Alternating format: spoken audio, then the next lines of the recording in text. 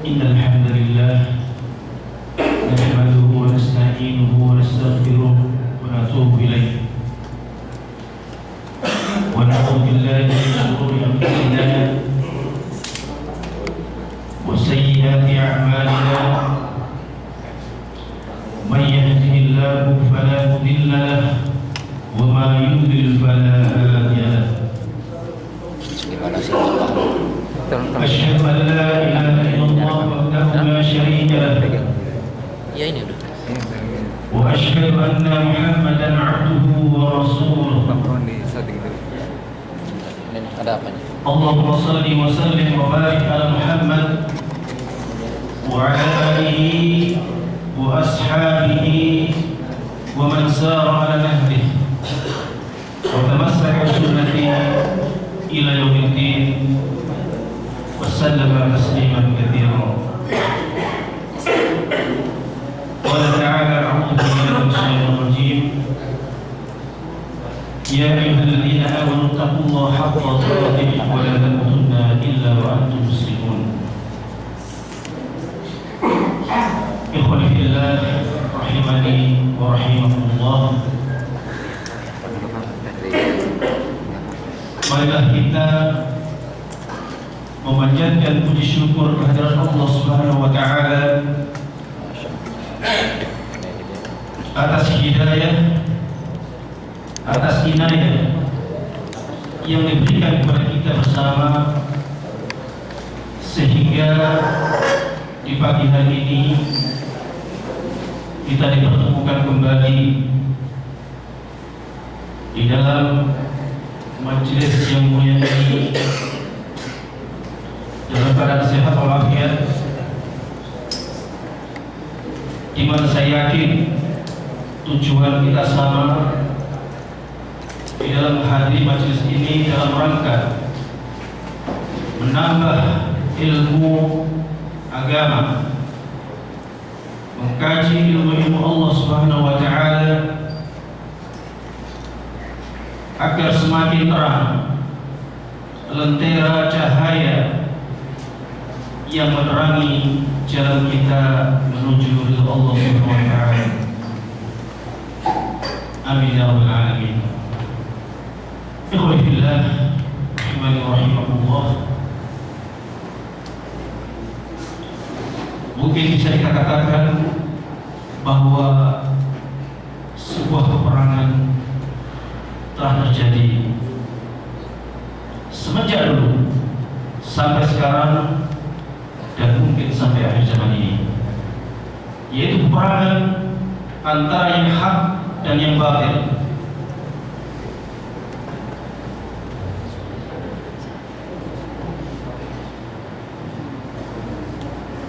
Peperangan antara yang halal dan haram. Terlebih lagi peperangan yang saat ini sangat berbahaya, yaitu dengan subhat-subhat. Apaan tadi dibisikin suaranya super kasih, ini hormon pol ya, karena memang kena batuk sekarang ini. Jadilah ikhwan sekalian, peperangan yang kita hadapi yaitu subhat-subhat yang sekarang ada di sekeliling kita. Saya berikan satu contoh yang ringan tentang adanya setan. Kita maklum dan kita sadar, kita yakin bahwa pemahaman Ahli Sunnah wal Jamaah tentang setan itu sudah tidak bisa dibantah lagi, bahwa setan itu ada karena itu merupakan salah satu dari golongan apa? Dari jin. Dan sangat jelas bahwa jin itu diciptakan oleh Allah SWT. Dari apa? Minna samu, dari api yang pekat. Dan setan adalah merupakan kelompok yang membangkang di antara golongan jin. Ya. Karena setan itu juga berasal dari kata syaitan yang jauh. Makanya setan itu makhluk yang jauh dari rahmat Allah SWT. Namun bukan hanya setan saja, di manusia pun ketika ketika dia jauh dari rahmat Allah, maka dikatakan adalah syaitan dari golongan manusia. Nah, model syaitan ini ada syubhat yang dilancarkan oleh orang-orang neo Mu'tazilah, kalau sekarang bahasanya, kalau dulu Mu'tazilah, yaitu orang-orang yang mengedepankan akal pikirannya, mengedepankan aklinya daripada aklinya. Dan mereka menganggap bahwa setan itu sebenarnya tidak ada, karena saking abstraknya yang memang tidak bisa dilihat. Siapa yang bisa melihat setan? Ya. Coba tanya, setan itu bisa dilihat atau tidak? Ya, aslinya tidak bisa. Ya.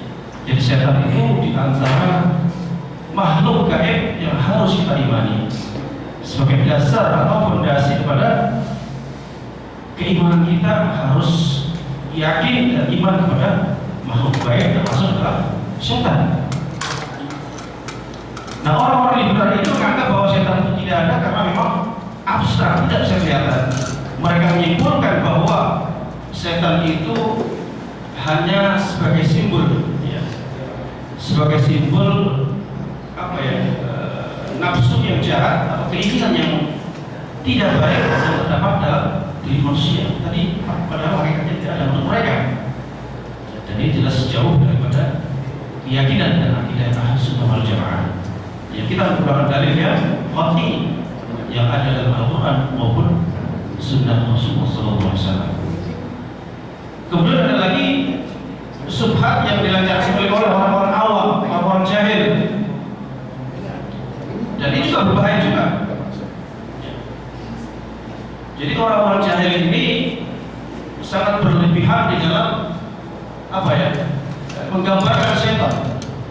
Jadi setan mereka gambarkan sebagai makhluk yang menyeramkan, sebagai makhluk yang gimana ya? Ya ada taringnya, ya mungkin kalau kita lihat dalam sinetron ada sederbolong, macam-macam lah. Ini yang dituduhkan oleh orang jahil, sehingga mereka takut pada setan, bukan takut akan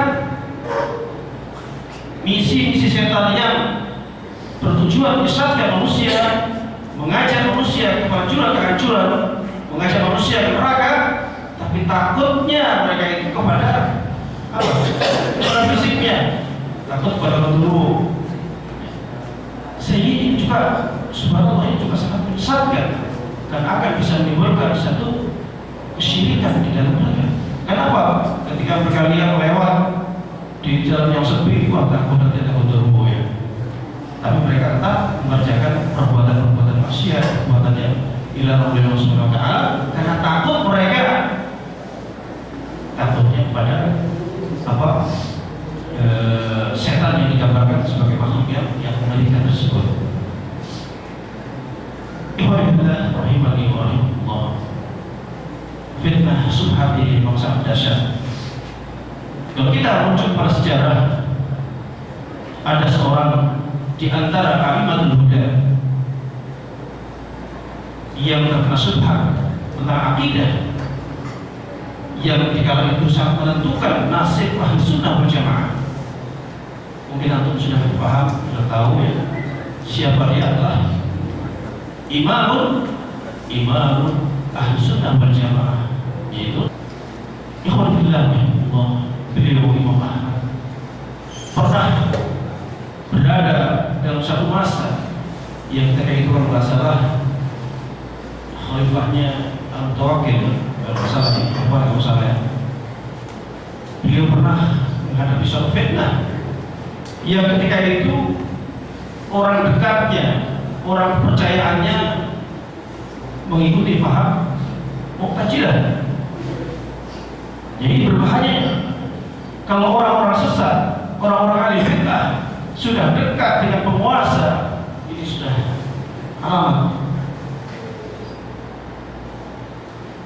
Sehingga Perdana Menterinya ini juga tokoh Mu'tazilah merayu kepada khalifah wakil untuk memanggil para ulama-ulama ahli sunnah agar mereka mau mengakui bahwa Al-Quran adalah makhluk. Ini saya yakin sudah pernah dengar semua ceritanya, apalagi akhir pada ini ya, Insya Allah. Jadi mereka menggunakan kekuasaan untuk memaksa para ulama, para tokoh ahli sunnah wal jamaah untuk mengakui bahwa Al-Quran adalah makhluk. Ya, di antara mereka juga ada yang tidak mau. Tapi apa akibatnya? Siksaan demi siksaan. Bahkan banyak di antara ulama yang dibunuh oleh sang khalifah karena tidak mau mengikuti paham mereka. Nah, di antara tokoh yang tidak mau mengatakannya, bertahan walaupun siksaan beneran, yaitu Imam Ahmad bin Hanbal. Subhanallah. Salah satu siksaan yang beliau ceritakan ya, dari Imam Ahmad sendiri, beliau pernah ya, diikat, ditidurkan di karpet, kemudian karpet itu digulung, sementara Imam Ahmad ada di dalamnya, kemudian diinjak-injak. Subhanallah, diinjak-injak oleh kroni-kroni daripada Khalifah Rabi'ah. Pernah juga beliau menceritakan, jadi digantung kakinya di atas, kepalanya di bawah, jadi kayak sak-sak itu sambil dipulih. Tahu sak-sak tinju itu ya? Jadi digantung dalam posisi kepala di bawah, dihajar, digebukin sampai talinya putus sehingga lehernya dagak di al-ar, jadi membanting di bumi sehingga beliau pingsan, tidak sadar diri.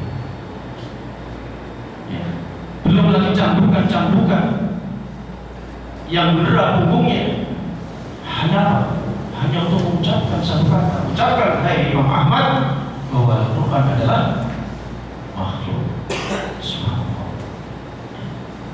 Bahkan di antara muridnya ada yang mengunjungi beliau dan mengatakan, wahai Imam Ahmad, udah katakan saja, yang penting hati kamu sudah tetap di dalam keyakinan kita, itu kan tidak apa-apa.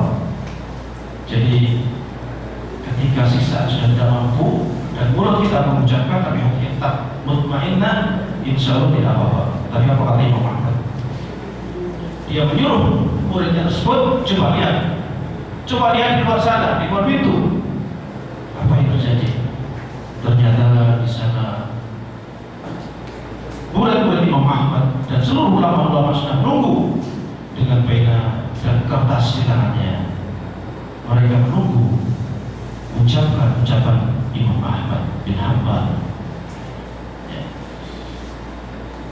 Apa kata beliau? Apakah aku akan menyelamatkan diriku sendiri sementara aku menyesatkan seluruh umat? Itulah subhanallah, dia mengorbankan dirinya untuk keselamatan akidah umat ini.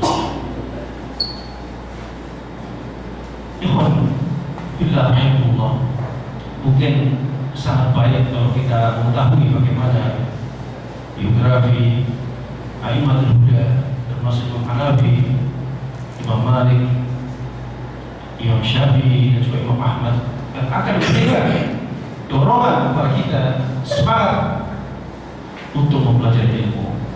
Dan mungkin kalau menceritakan dalam kultum ini ya sangat tidak pas ya, dan memang butuh waktu panjang untuk berikan sirah. Ya.